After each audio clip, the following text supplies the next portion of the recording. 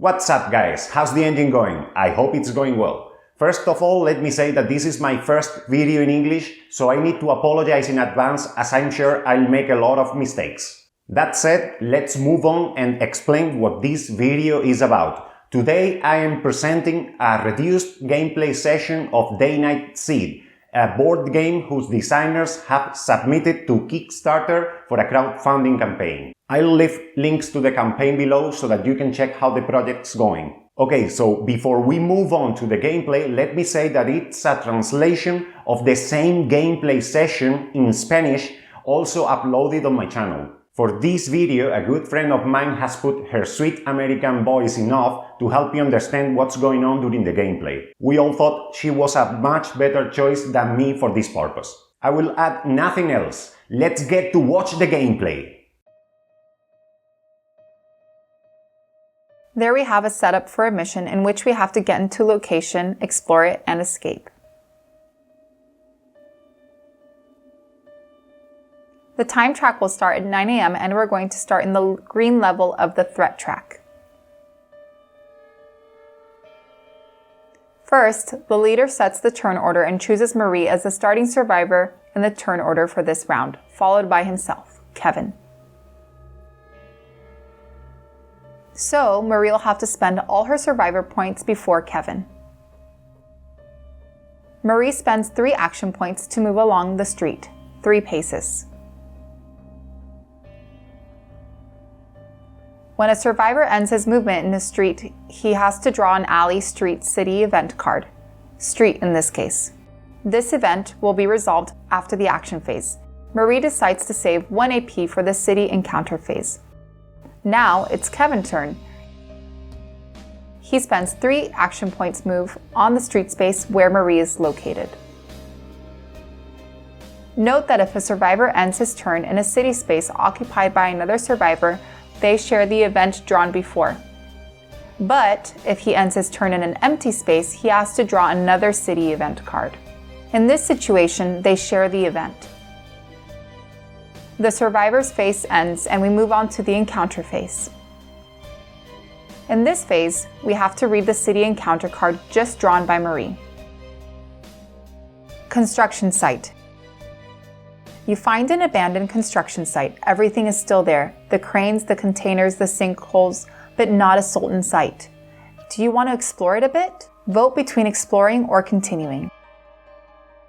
Now the survivors vote and decide what to do, explore or continue along. They decide to explore, so they have to read the explore text on the event card. Exploring. All survivors lose all action points from their reserve. Then select a survivor to explore and roll 1 dice. So Marie must discard her remaining AP in order to explore. Now we have to select a survivor to do the exploring action. We select Marie. She throws a dice and checks the result. The skull in the dice states the following in the card. The survivor rolls for perception test -1.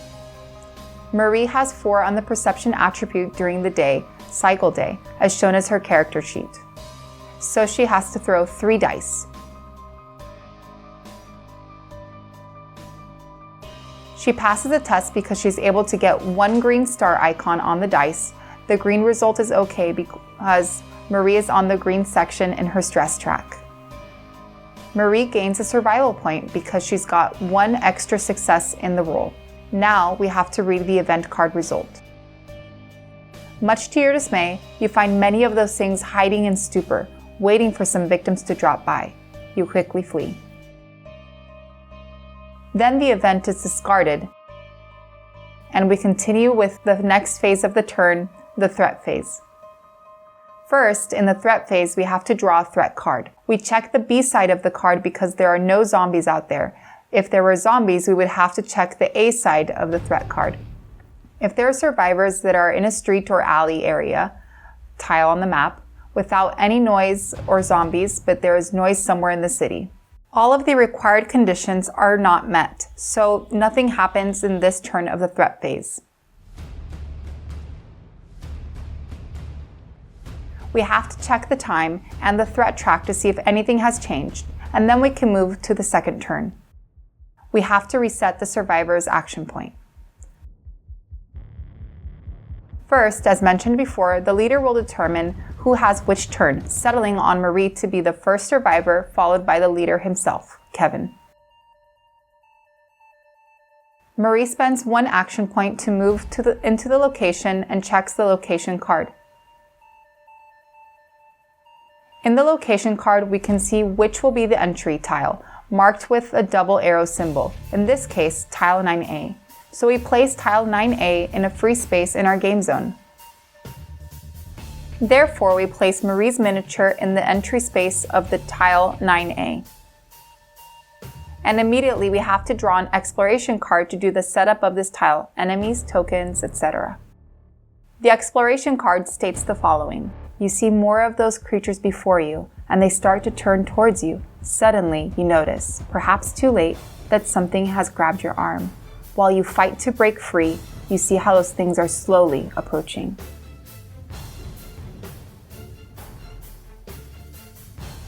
We must place a roamer in the entry space.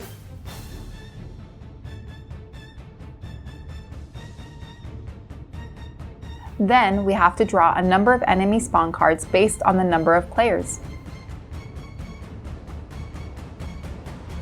So 3 cards are drawn in this case.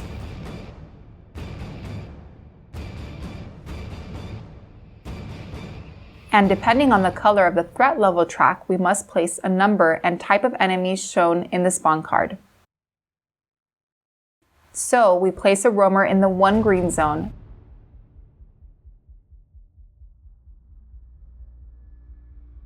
then a howler in the 2 green zone, and finally another roamer in the 3 green zone. This is going to be the tile's setup. Now, we must continue reading the exploration card. The survivor who is searching rolls for the perception test. Marie has a 4 on her perception attribute during the day cycle, so she must throw 4 dice. She fails this test, so we must follow the fail section in the card. Although you are able to break free, you lost your valuable time, and those things are way too close now. Survivors must finish their turn immediately. So Marie's turn is over. Now it's Kevin's turn. He spends 1 AP to get into the location to help Marie. Then he spends 2 AP to attack. First, he can do a melee attack to an enemy in the same or adjacent subzone. He decides to attack the roamer in his subzone. Now we take an enemy profile card showing the day side. The roamer has 0 in his melee combat defense value. So Kevin will throw 3 dice for the attack as shown in his character sheet with no penalties from the zombie defense value. We get a success on the roll, so Kevin deals 1 damage from the weapon he is carrying, and the roamer is killed because he has only 1 life point. Every time a zombie is killed, we must put a corpse token in the subzone where he was killed. Kevin gains a survivor point for killing the roamer as stated in the roamer enemy card. Then, Kevin spends his last action point. He decides to make a ranged attack. Kevin has 4 in his ranged attack attribute during the day, and the roamer has 0 in his passive defense value against ranged attacks.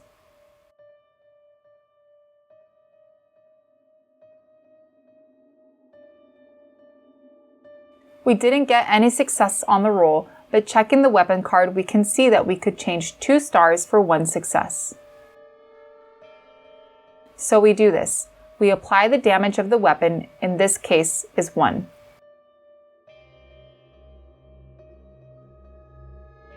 So Kevin kills another roamer and puts a corpse token in the subzone and gains 1 survivor point again.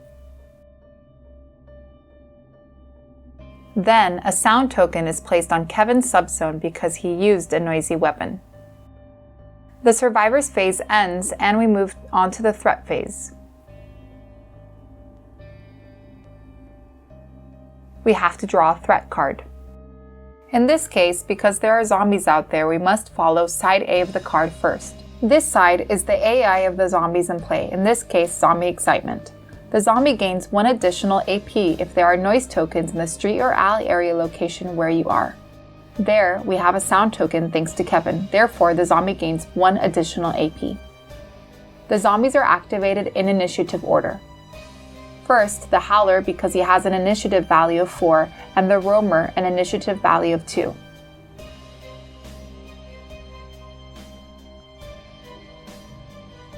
The Howler has 2 AP plus 1 because of the sound token. So we must follow the threat card to see what matches the current situation. Attacks a survivor in his subzone. There aren't any.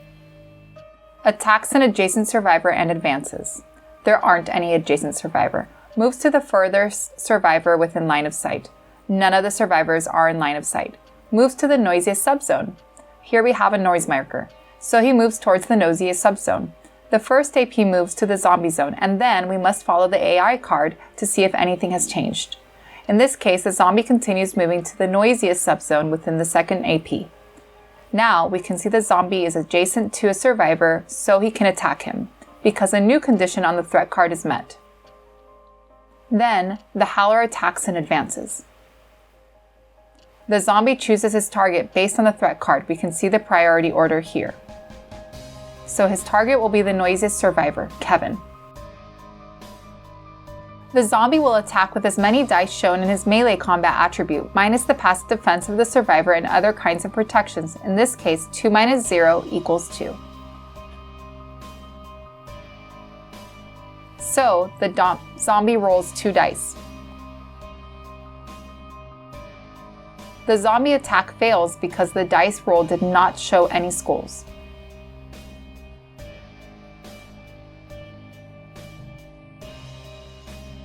The next zombie is the Roamer. He also follows the instructions of the same threat card. The Roamer has a line of sight, so he spends 2 action points moving towards the survivors. The zombie turn is over. Next, after reading the side A of the threat card, we must read and follow the side B of the card. In this case, cornice fall. If there are survivors in the street or alley areas, not tiles or only mainly city board, not sharing zone with zombies. As we can see, the conditions required to activate this event are not met. However, we must follow the icon shown at the bottom left of the card. The infection icon states that any infected survivor has to draw an infection card. There aren't any infected survivors at the moment. The sand timer icon states that we must adjust the timer track accordingly from 19 o'clock to 20 o'clock. After the icons of the threat cards are resolved, we must adjust the noise tokens and the threat track. The noise token flips from red to yellow in this case. The threat track goes from 14 to 15. Next turn. In this turn, we will assume that Kevin is able to kill all the enemies on the tile. Then it's Marie's turn. Then Marie can do a search action because there are no enemies on the board. To do this action, Marie has to spend the whole turn. That means she has to spend all of her action point.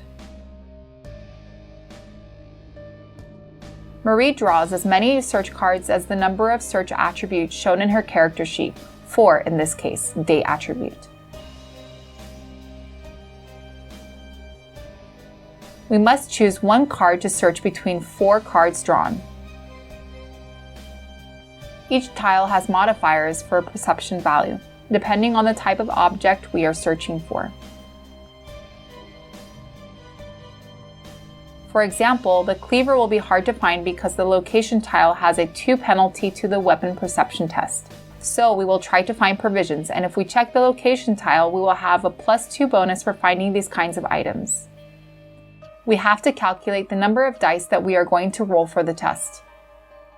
4 dice per perception attribute during the day, -1 of the modifier shown on the object card that states the difficulty to find it, +2 for the location tile modifier.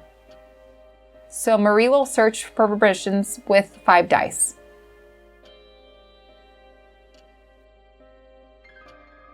Marie is able to find the object, and because we got more than 1 success, she gains a survivor 1.2.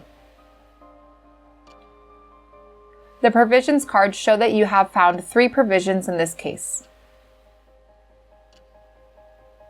The search card is discarded. Then we increase the provision track on Marie's backpack sheet. Now the survivor phase ends, and there isn't an event phase because all the survivors are inside the location. So we move on to the threat phase.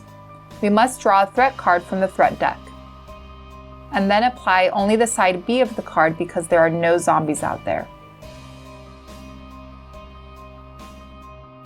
Conditions for this card are read.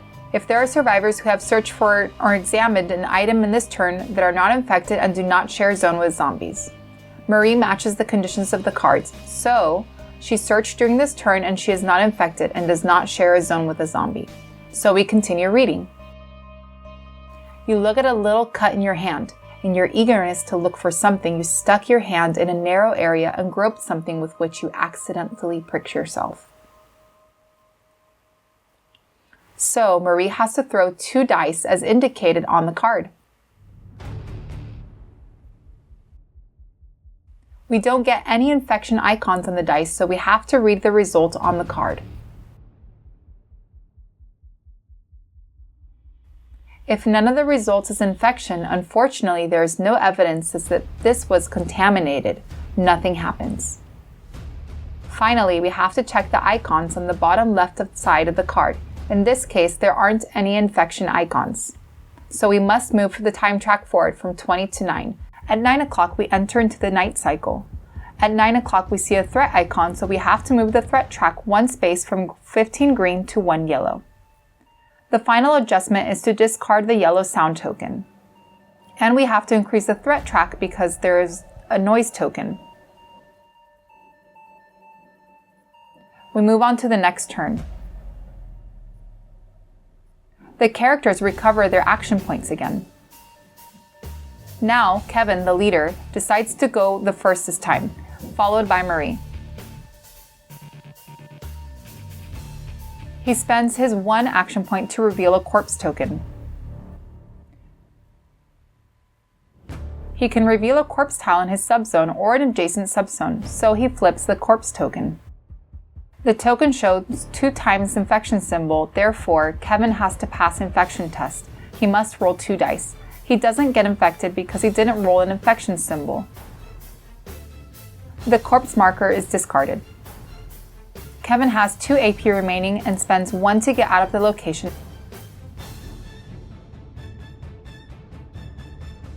And then uses the last AP to enter into the alley.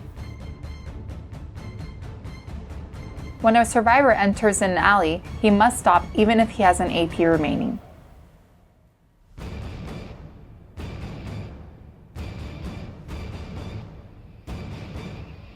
Then he must draw a city encounter event card.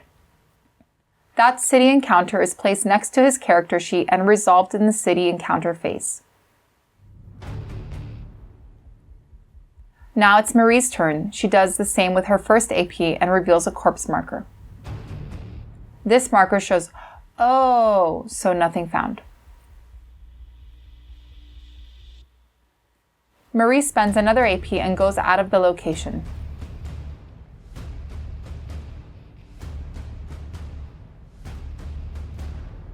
And then spends 1 AP to move along the street 1 space.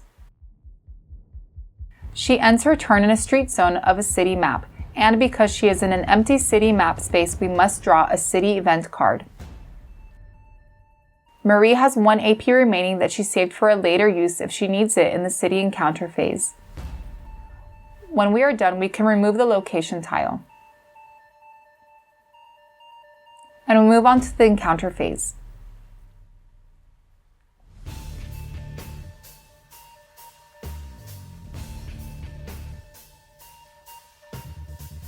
We have to resolve the Kevin's encounter.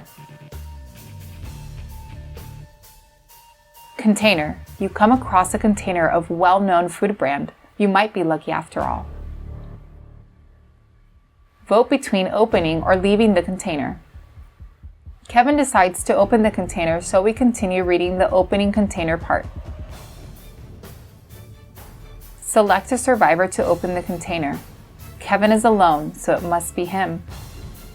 Then decide if you want to hit the container before opening it. He has to choose, and Kevin decides to hit the container. If you hit the container, place one sound marker in the map, add 2 threat points, and roll 1 die. All survivors lose all AP from their reserve.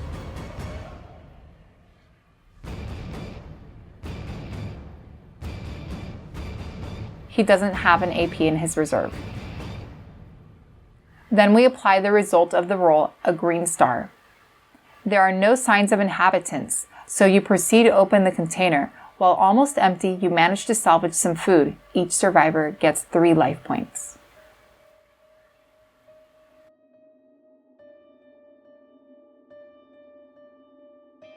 He has full health now.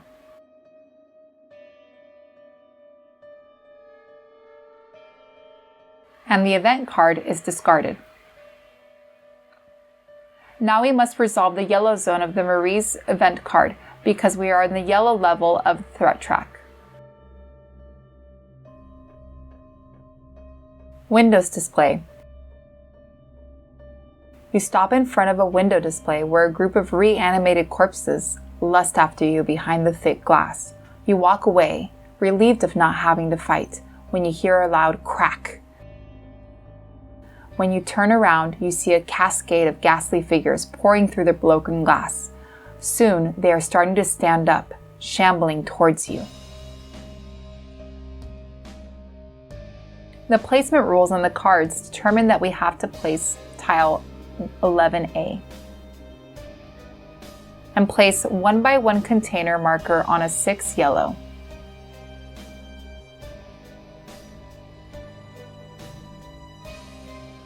And a 2x1 hollow terrain marker on 6 and 2 red.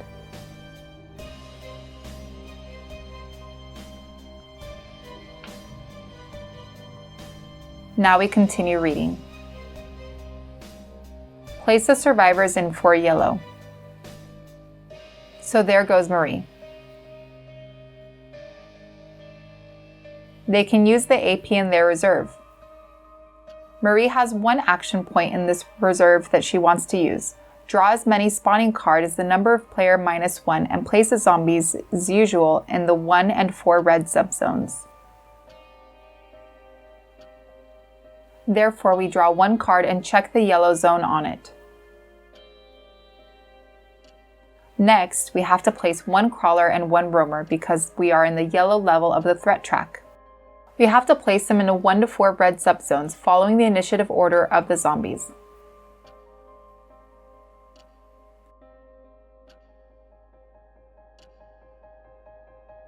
First the crawler in 1 red, followed by the roamer in 4 red.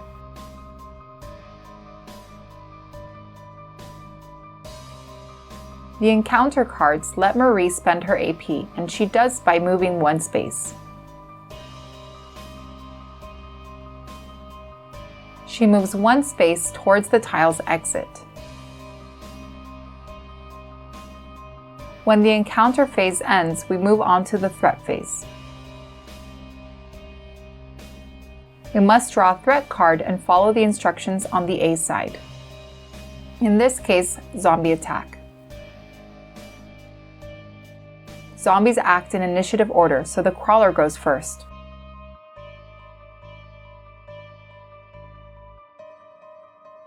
In the crawler card, we can see he has 2 AP at night. The card states that first he has to attack an adjacent survivor. There are none, so we move on. Next, he should attack a survivor in his subzone, and there are none there. Next, he should move to the nearest one in line of sight, and he does, so we move the zombie towards Marie with 1 AP. With the last AP remaining, he attacks Marie because of the condition is that the survivor must be adjacent now. We check the number of closet combat attack on the crawler in his enemy profile card. So we throw 2 dice -1 for the defensive survivor at night.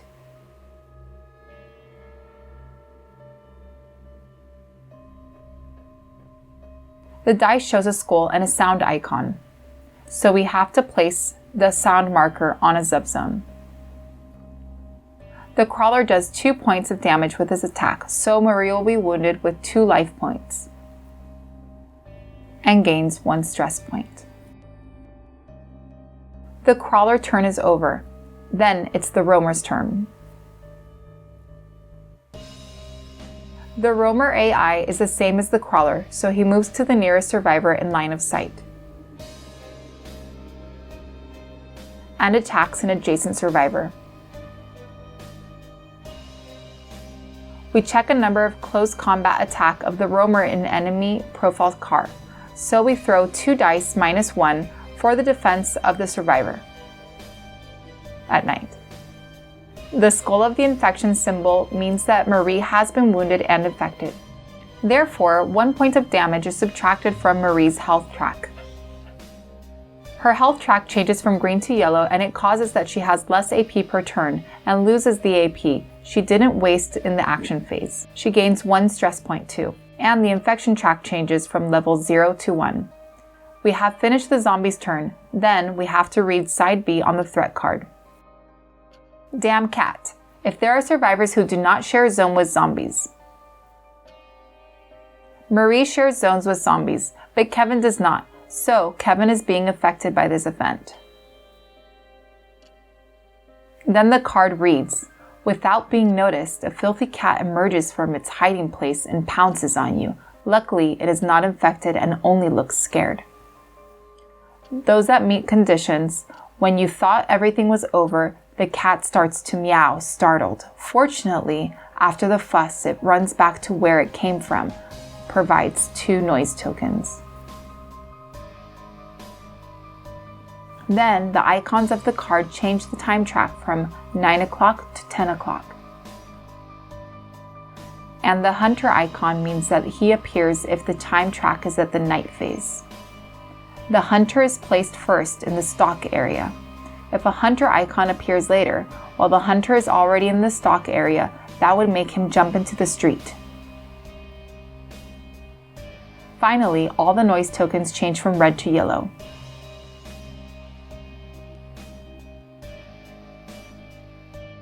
And the threat track raises 1 point because there are noise tokens on the board.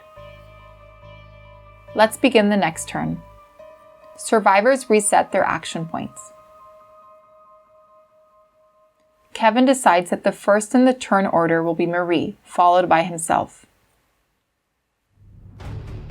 Marie decides to eat 2 provisions because doing so she can heal 2 health points and recovers the lost AP because her health track goes back to the green level.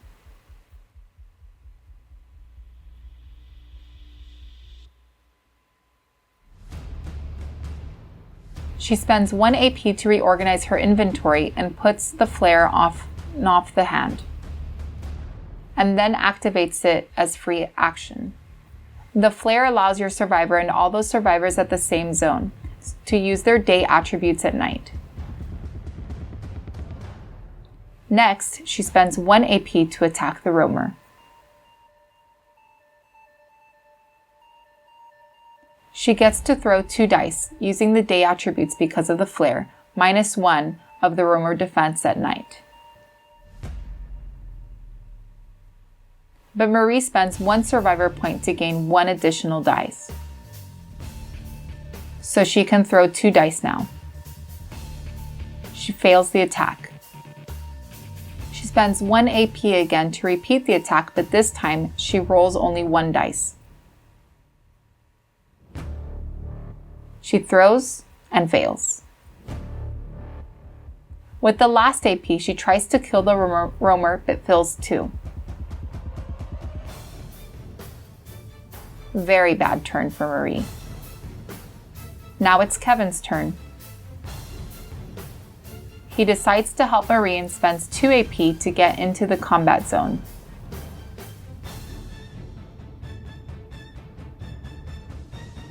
And we must place him into the entry zone of the tile.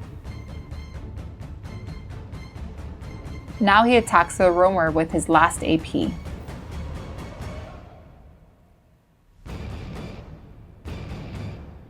So he throws 3 dice for his melee attribute at day, remember the flare, -1 because the roamer defense against the melee attacks. So Kevin is now going to throw 2 dice for the attack. But fails too. Let's suppose that one success was roll on the attack.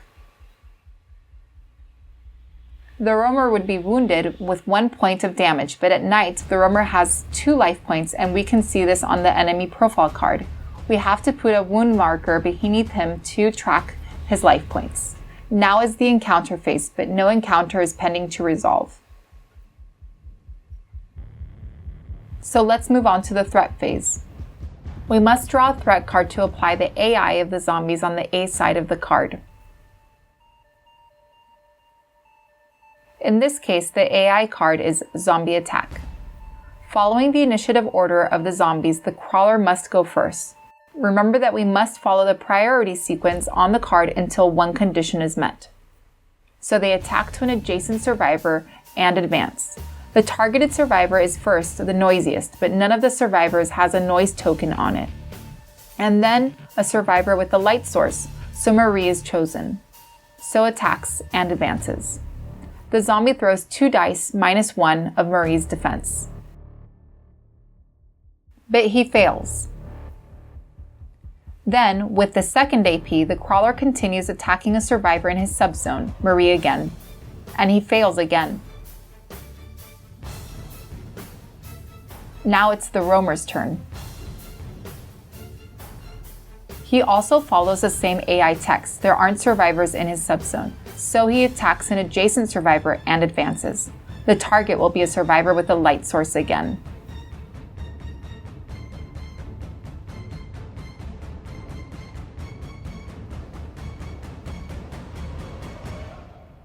The roamer has 2 dice minus 1 from Marie's defense, so he throws 1 dice. And fails. With his last AP, the zombie attacks Marie again, and fails again. Now that we are over with the zombie's turn, we move on to the threat phase. So we have to read side B of the threat card. If there are survivors who have fired a gun and still have ammunition in this turn. In this case, there is no effect because no guns were used. And finally, the sand time icon moves the timer track from 10 to 11 o'clock. And then the hunter icon makes the hunter appear on the board because he is in the stock area. The hunter enters the zone where the survivors are. The hunter is placed depending on the threat level on the threat track. Here we are on the yellow level, therefore the hunter is placed on the 0 yellow subzone and is ready to slaughter some survivors. Then we have to change the noise token. In this case, we discard it and adjust the threat track accordingly. Now the turn will end. Okay, fellas, that was all for this session. It has just been a sequence of turns within a session to help you understand some of the game mechanics. For a deep review of Day-Night Seed, I invite you to watch the Undead Vikings video, for which I will also leave a link below. Okay, I have nothing else to add except for inviting you to check the Kickstarter campaign of the game and perhaps to join the project if interested. Take care and see you soon! Life